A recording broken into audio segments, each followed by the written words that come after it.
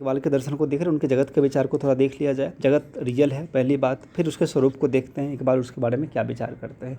देखिए, आत्मा के कॉन्सेप्ट को हमने देखा था, तो जो आत्मा है उसमें थोड़ा सा जो कॉन्ट्राडिक्टरी बात यह है कि आत्मा को एक तो इकबाल साहब अमर मानते हैं, फिर दूसरी ओर कहते हैं कि आत्मा को ईश्वर यानी कि जो परमात्मा है ना, वो इसको उत्पन्न करता है, यानी कि आत्मा से आत्मा की उत्पत्ति को यह स्वीकार करते हैं। ठीक है, तो जो परमात्मा है आत्मा को उत्पन्न करता है, यानी कि और उत्पन्न किया जाता है, फिर उसको अमर भी मानते हैं। और हम सब जानते हैं कि जो उत्पन्न होता है उसका अंत होता है, फिर यह अमर कैसे होगा। तो इस तरह की बातें हैं, थोड़ा कॉन्ट्रडिक्टरी भी चीज़ें वहाँ पे मिलती है, लेकिन उससे हम लोगों को ज़्यादा वो नहीं है। आगे बढ़ते हैं, तो जगत के बारे में बात करते हैं। देखो, जगत तो वास्तविक है, पहली बात याद रखना। दूसरी बात है कि इकबाल जगत के बारे में कहते हैं कि दुनिया की सारी वस्तुएं जो है ना, परम जो आत्म है, परम आत्म, या उसको कहो परम मैं हूँ, परम आई, है ना। तो परम मैं हूँ जो हूँ, या परम आत्म जो है ना, परम आत्म की अभिव्यक्ति है यह पूरा का पूरा जगत, है ना। और परम सत्ता आत्मा है, और आत्मा से किस चीज़ की उत्पत्ति होगी, जगत किससे उत्पन्न हुआ है, परम मैं हूँ से या परम आत्म से। तो उन्होंने कहा कि परम आत्म से क्या उत्पन्न होगा, आत्मा ही उत्पन्न होगा ना, परम आत्म से उत्पन्न होगा आत्मा ही। कहने का मतलब हो गया, इकबाल कहते हैं कि आत्मा से आत्माओं की ही अभिव्यक्ति होगी ना। आत्मा से किसकी अभिव्यक्ति होगी, आत्मा से आत्माओं की ही अभिव्यक्ति होगी, होती है। ठीक है ना, यानी कि इकबाल कहते हैं कि प्रत्येक अणु आत्मा है। ठीक है ना, कहने का मतलब हो गया कि जो बाह्य जगत है, जो यह एक्सटर्नल वर्ल्ड है, जिसमें मतलब हमारा एग्जिस्टेंस है, जो एक्सटर्नल वर्ल्ड है, उसके बारे में कहते हैं कि सभी आत्माओं का समूह है। सभी क्या है, आत्माओं का समूह है। बात समझ रहे हैं, क्यों, क्योंकि इस जगत को उत्पन्न करने वाला कौन है, वह है परम आत्म, यानी कि परम एब्सोल्यूट आई, एब्सोल्यूट नहीं कहो, परम आई कहो, जो भी है ना। तो परम आई ने, एब्सोल्यूट आत्म ने, आई ने क्या किया है, इस जगत को उत्पन्न किया है। तो आत्मा से आत्मा की उत्पत्ति होगी ना, तो आत्माओं का समूह है। ठीक है ना, समझ रहे हैं ना। ईश्वर जो है, उन्होंने इकबाल कहते हैं कि ईश्वर अपने को व्यक्त करता है, यानी कि दुनिया की जितनी वस्तुएं हैं, यानी कि सभी वस्तुओं या सभी वस्तुएं के मूल में क्या है, उसके मूल में, उसके आधार में, है ना, उसके आधार में आत्मा है ना। ठीक है ना। तो इस तरह से, एक तरह से यह देखिएगा कि यहाँ पे आपको स्पिनोजा का एक तरह से आपको वो मिलेगा, स्पिनोजा की तरह आपको चीज़ें मिलेगी। स्पिनोजा कहते हैं पूरी दुनिया में मोनैड ही मोनैड है, तो उसी तरह इकबाल कहते हैं कि सब जगह जो है संपूर्ण अणु आत्मा ही आत्मा है, सब जगह, चूँकि वह परम आत्मा ने उसको उत्पन्न किया है ना। और सब, लेकिन डेवलपमेंट की मात्रा का अंतर है यहाँ पे, विकास की मात्रा का अंतर ज़रूर है, बात समझ रहे हैं ना। लेकिन सब जगह अणु वही है।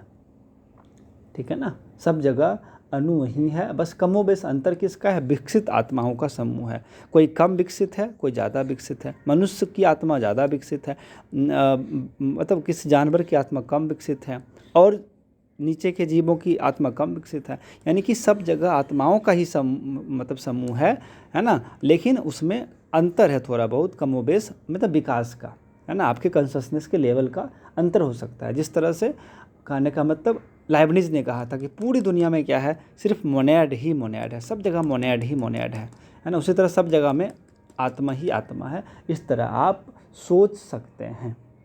बात समझे। तो ये है इकबाल का दर्शन। ठीक है, अब थोड़ा सा इधर मतलब क्या कहते हैं, इकबाल का दर्शन इसलिए कहलाता है स्पिरिचुअल, मतलब एक तो आध्यात्मिक है, यानी कि सब जगह उन्होंने आत्मा को ही मान लिया है, और बहुत सारा तत्व है, तो उसको बहुतत्ववाद भी बोल सकते हैं। आध्यात्मिक बहुतत्ववादी इनका विचार है इकबाल का, आत्मा का जो जगत में ये सब सारी चीज़ें हैं। अब देखो, मेनली ईश्वर को तो हमने देखा ही नहीं। देखो, ईश्वर ने जगत को उत्पन्न किया, जगत में आत्मा ही आत्मा है, इन सब चीज़ों को देख लिया। फिर अब सवाल आता है कि ईश्वर, हु इज ईश्वर।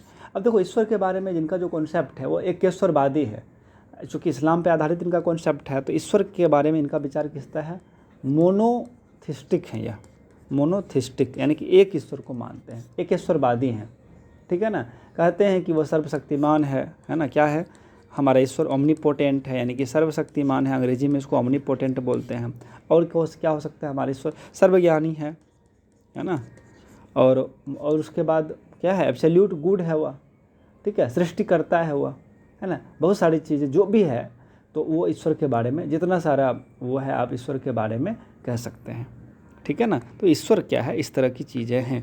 दूसरी बात, इकबाल एक बात और कहते हैं कि मतलब जो हमारा जो ईश्वर है उसमें कुछ क्वालिटी है, ठीक है ना। ईश्वर में क्या है, कुछ खास क्वालिटी है, यह बात भी हमको ध्यान रखना है।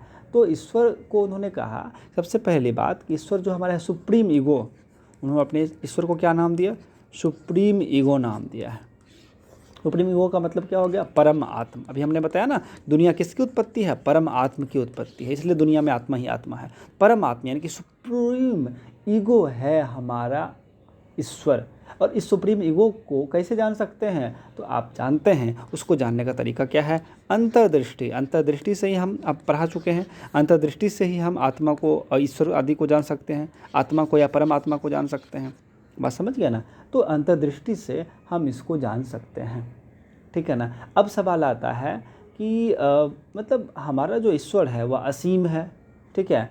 क्या है, ईश्वर हमारा असीम है, अनंत है, सर्वशक्तिमान है, सर्वज्ञानी है, ये सब बातें हैं। फिर भी इकबाल कहते हैं कि कुछ खास क्वालिटी हमारे ईश्वर में है। तो क्या क्या खास क्वालिटी है, तो उसको जान लीजिए, ठीक है ना। तो क्या क्या खास क्वालिटी उसको देख लेते हैं। सबसे पहली बात, जो हमारा ईश्वर है वह उसमें भी, चूँकि वह परम आत्मा है, आत्मा है ना, यह भी यह परम आत्मा है। और आत्मा का सबसे खास क्वालिटी क्या है, क्रिएटिवनेस, क्रियाशीलता। तो परम आत्मा भी क्रियाशील हो, उसको बोलते हैं सृजनात्मकता।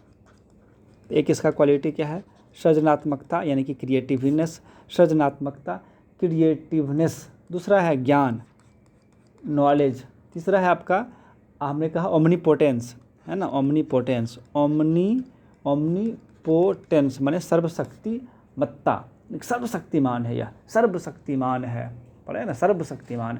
और नित्यता भी है, यह नित्य है, बात समझे ना, यह ईश्वर हमारा क्या है, नित्य है।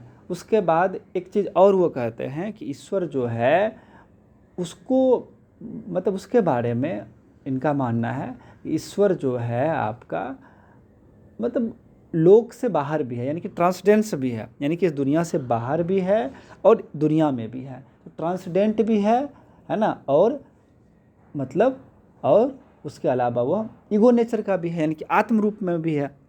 जब आत्म रूप में ईश्वर है, इस दुनिया में आत्मा का ही समूह है ना ये दुनिया, तो आत्म रूप में ईश्वर, यानी कि दुनिया में भी ईश्वर है, डेट इज़ कॉल्ड इमेनेंस। इसको अंग्रेजी में क्या बोलते हैं, इमेनेंस। इमेनेंस भी ईश्वर है, यानी कि अंतर्व्याप्त है इस दुनिया में, साथ ही साथ दुनिया के बाहर भी है, डेट इज़ कॉल्ड, मतलब जिसको हमने अल्लाह कहते हैं, ट्रांसडेंस भी है वह, है ना, लोकातीत भी है, या मतलब इस तरह से। बात समझे कि नहीं समझे। ईश्वर को, अब सवाल आता है कि ईश्वर को उन्होंने मतलब व्यक्ति के रूप में क्यों माना है। चूँकि व्यक्ति के रूप में मानेंगे तभी ना उसकी पूजा पाठ कर सकते हैं, उससे हमारा लगाव हो सकता है, बात समझे। इसलिए ईश्वर जो है व्यक्तित्वहीन नहीं, वह व्यक्तित्ववान है, उसके पास क्या है, व्यक्तित्व है, ठीक है। बात समझे कि नहीं समझे थी। इन सब चीज़ों को ध्यान हमें रखना है, ठीक है। दूसरी बात मतलब इकबाल साहब कहते हैं कि ठीक है, अब एक सवाल आता है कि वाई देयर इज एविल मतलब अशुभ, अशुभ क्यों है दुनिया में, एक सवाल आया। ईश्वर तो सर्वशक्तिमान है, जो भी है दयालु है ना, नॉलेजेबल है, बहुत पावरफुल है, सब कुछ बना सकता है, तो फिर ये दुनिया में अशुभ, बुराई क्यों आया, एक सवाल आया, वाई देयर इज इविल, बुराई क्यों है भाई। तो देखो, ईश्वर के बारे में इकबाल कहते हैं कि देखो, ईश्वर सर्वशक्तिमान है, यह बात सही है, लेकिन उन्होंने इसके लिए एक एग्जाम्पल लिया है, उन्होंने ओल्ड टेस्टामेंट से। ओल्ड टेस्टामेंट का आपने नाम सुना होगा, एक माने होली बुक है, ठीक है ना, मतलब क्रिश्चियनिटी का। तो ओल्ड टेस्टामेंट में जिस तरह की कहानी है ना, इनिशियल सिन के बारे में आपने पढ़ा, इनिशियल सिन यानी कि प्रारंभिक, प्रथम पाप, डेट इज पहली बार मनुष्य पाप किया, तो मतलब प्रथम पाप का परिणाम है। उनका कहना है कि मतलब मानव जो है, ठीक है ना,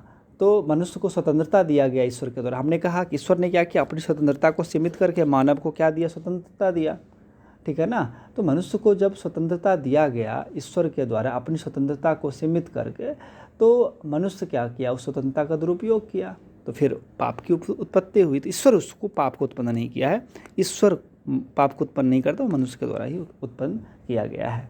ठीक है, तो यह मोटा मोटी इकबाल का दर्शन है। और भी कुछ छूटेगा उसको मैं करवा दूंगा, ठीक है ना। अब प्रीवियस ईयर जो क्वेश्चन है जो नेट में पूछा है जब भी हो, 2022, 2021, 20, ये सब देखिए, ठीक है। अब बनेगा बनाइए उसको। जय हिंद।